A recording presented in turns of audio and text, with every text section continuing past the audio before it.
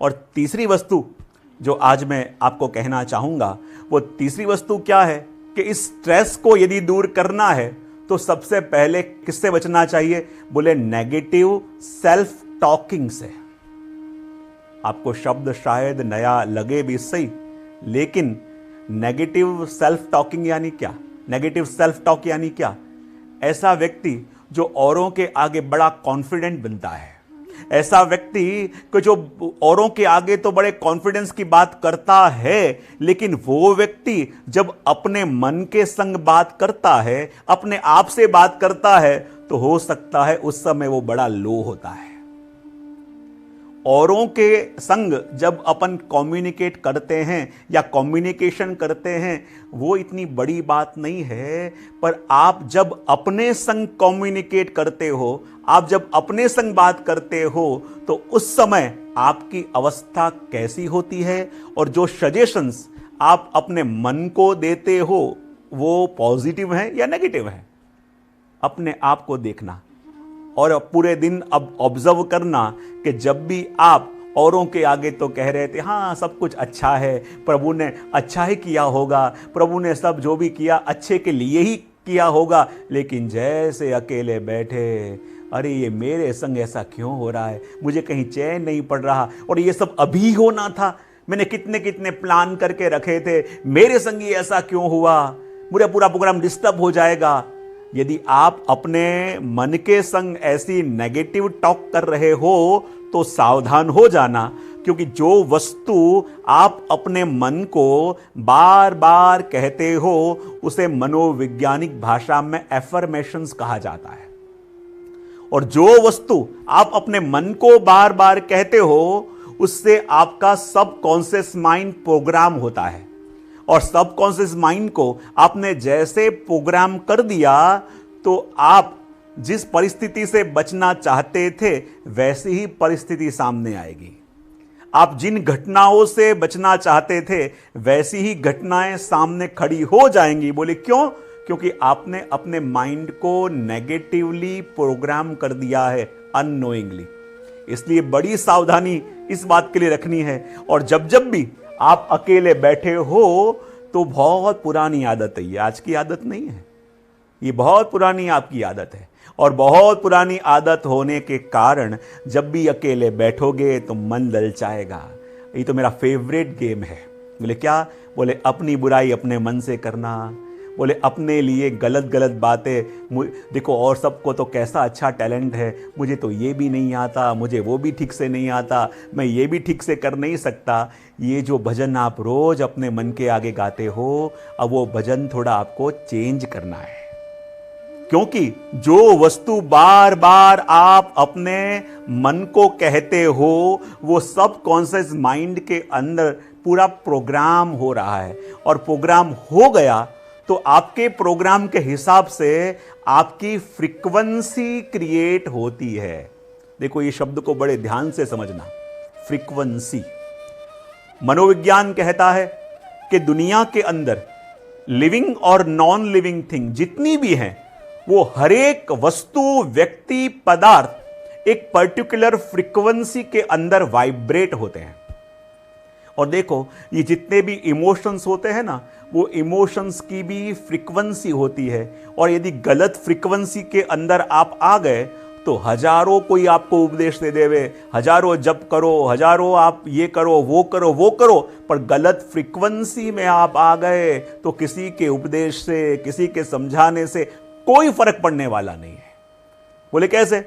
बोले यदि आपको स्ट्रेस हो रहा है, बेचैनी हो रही है, तो ये भी एक प्रकार की फ्रीक्वेंसी है। और उस फ्रीक्वेंसी में आप आ गए तो अपने वहां कहते हैं कि लाइक्स अट्रैक्ट्स लाइक्स, यानी जिस फ्रीक्वेंसी के अंदर आप हो तो आप समाज में से ऐसे ही व्यक्ति, वस्तु, पदार्थ और इंफॉर्मेशन को अट्रैक्ट करते हो कि जो आपके स्ट्रेस को बढ़ावे।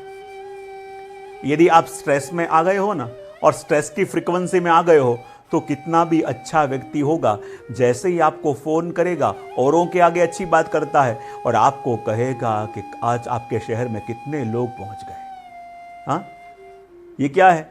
ये आपकी फ्रीक्वेंसी अट्रैक्ट कर रही है ऐसे लोगों को आपकी तरफ कि जो औरों के आगे तो पॉजिटिव बात कर रहे हैं, लेकिन आपके संग जब बात कर रहे हैं तो बात ऐसी ही हो रही है कि जो आपके स्ट्रेस को डेवलप करे। आप देखना, यदि उस नेगेटिव फ्रीक्वेंसी के अंदर आप आ गए हो और स्ट्रेस की फ्रीक्वेंसी में आप आ गए हो, तो औरों को अच्छे अच्छे मैसेज भेजने वाला व्यक्ति भी जब आपको ये मैसेज भेजेगा तो ऐसा स्ट्रेस वाला भेजेगा कि पढ़ के आपका स्ट्रेस लेवल और हाई हो जाए। हाँ? और ये बात मैं सिर्फ कह नहीं रहा, आप खुद अनुभव भी करते होंगे। उसका कारण यही कि आपकी फ्रीक्वेंसी स्ट्रेस वाली हो गई है, और स्ट्रेस वाली फ्रीक्वेंसी हो गई है तो आप पूरी दुनिया में से स्ट्रेस को अट्रैक्ट कर रहे हो। तो उस फ्रीक्वेंसी को चेंज कैसे किया जाए वो भी अपन करेंगे। आज आपका थोड़ा मेडिटेशन भी मैं करवाऊंगा कि जिसके द्वारा आप अपने स्ट्रेस को हमेशा के लिए दूर भी कर सकते हो। लेकिन उससे पहले एक आपको ब्रीदिंग टेक्निक भी बताऊंगा कि जो आपको अभ्यास करना है। और जो शुरुआत के मैंने 15 मिनट आपको दिन के कहे थे ना, वो 15 मिनट के अंदर आप ये टेक्निक कर भी सकते हो। बोले क्यों?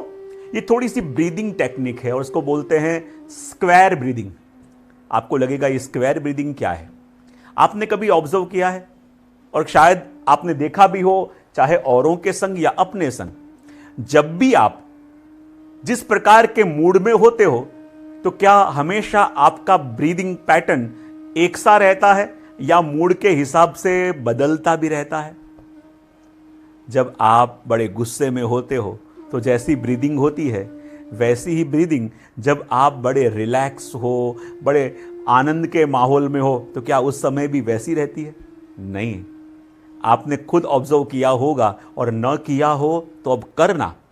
जैसे अपने मन की अवस्था होती है उस प्रकार से अपनी ब्रीदिंग चेंज हो जाती है।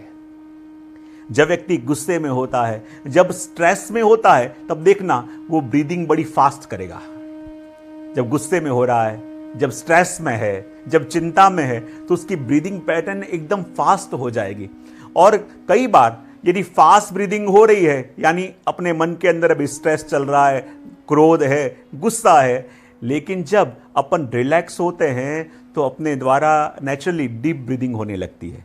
गहरी गहरी सांसें अपन लेते हैं, और गहरी गहरी सांसें अपन ले रहे हैं तो अपना मन अभ्यस्त है कि ऐसी सांसें जब ली जा रही हो तब मुझे रिलैक्स हो जाना चाहिए। जब ऐसी सांसें चल रही हों तब मुझे बिल्कुल कूल डाउन हो जाना चाहिए। ऐसा अपने मन को पता है। तो मैं आपको आज स्क्वायर ब्रीदिंग बताऊंगा। और स्क्वायर ब्रीदिंग क्या है? स्क्वायर यानी जब एक चौरस देखते हो तो चारों कोने उसमें एक से होते हैं। तो ये स्क्वायर ब्रीदिंग की पैटर्न क्या है कि कहीं भी आप बैठे हो, अपने रीढ़ की हड्डी, अपनी स्पाइन स्ट्रेट रहे, ऐसे आपको बैठना है। सिर्फ दोनों हाथ इस तरह से, जिसको ज्ञान मुद्रा बोलते हैं, अपने हाथों में रखने हैं। और स्क्वायर ब्रीदिंग में 4 बार अपन को श्वास अंदर खींचनी है, एक सी रिदम और पैटर्न से। लाइक 4 बार श्वास अंदर ली, अब अंदर सांस होल्ड करो और 4 काउंट करो, 3, 4, और फिर 4 time inhale, 1, again hold and count 4, 1, 2, 3, 4, और फिर से इनहेल किया, कितनी बार? 4 बार। Stop and count 1 to 4, 1, 2, 3, 4, then inhale 1, 2, 3, 4, hold, count 4। तो ये होता है स्क्वायर ब्रीदिंग। फिर से आपको एक्सप्लेन कर दूं, शायद समझने में किसी को कंफ्यूजन हुआ हो, कि 4 बार आपको गहरी सांस अंदर लेनी है। सांसें अंदर लेके सांसों को अंदर भर रखना है, और सांसें अंदर रोक के 4 काउंट करना है मन में, 1, 2, 3, 4, और ये 4 काउंट करने के बाद 4 टाइम एक्सेल करना है, 1, 2, 3, 4, और फिर होल्ड करना है सांसों को बाहर निकालने के बाद 4 काउंट करना है और फिर से वो रिपीटेशन आपको बार बार करते रहना है। और इस प्रकार से जब रिपीटेशन बार बार होता रहेगा, आप स्वयं अनुभव करोगे कि आपका जो स्ट्रेस लेवल है वो स्ट्रेस लेवल धीरे धीरे बिल्कुल डाउन हो रहा है। आपके मन की अवस्था अब धीरे धीरे रिलैक्स हो रही है। अब आपके मन के अंदर जो भी चिंताओं के थर जमे हुए थे, वो चिंताओं के थर भी अब धीरे धीरे डाउन हो रहे हैं, कम हो रहे हैं। अब देखो, आज अपन ने कितनी वस्तुएं देखी, पहले एक बार आपको बता दूं और फिर आगे बढ़ें। सबसे पहले जो 4 क्यूज अपन ने देखे थे, 4 डायमेंशन की बात अपन ने करी थी, और उन्हीं को कंट्रोल और बैलेंस करने की बात मैं आपको ये अलग अलग टेक्निक्स के द्वारा बता रहा हूं कि इसमें से जो भी टेक्निक आपको ठीक लगे और सब कुछ कर सकते हो तो सबसे उत्तम है। पहले मैंने कहा कि सुबह उठते ही आपको बेड ठीक करना है। उसके बाद मैंने आपको कहा कि पावर आवर दिन में मनाना है। तीसरा कहा स्टॉप नेगेटिव सेल्फ टॉक। और जब भी आप अकेले बैठे हो, मैंने पहले ही कहा था कि मन ललचाएगा, क्योंकि इतने साल की आदत है, और मन फिर से बात करने जाए तो उसे तुरंत रोकना, अटकाना और कह देना कि आज से ये नेगेटिव सेल्फ टॉक करना हमने बंद, बहुत बढ़िया, कर दिया है। और उसको सपोर्ट मत करना, उसको रिस्पॉन्ड मत देना जब भी वो नेगेटिव सेल्फ टॉक करने जाए। फिर अपन ने ये ब्रीदिंग की बात भी करी, जिसको कहते हैं स्क्वायर ब्रीदिंग। और स्क्वायर ब्रीदिंग के अंदर 4 बार सांसें लेनी है, फिर अंदर होल्ड करके 4 गिनना है 1 to 4, फिर 4 बार एक्सेल करना है, hold, count 1 to 4, then again you have to repeat this process. बार बार अपन को ये रिपीट करना है। ऐसा 10 से 15 मिनट तक आपको सुबह करना है।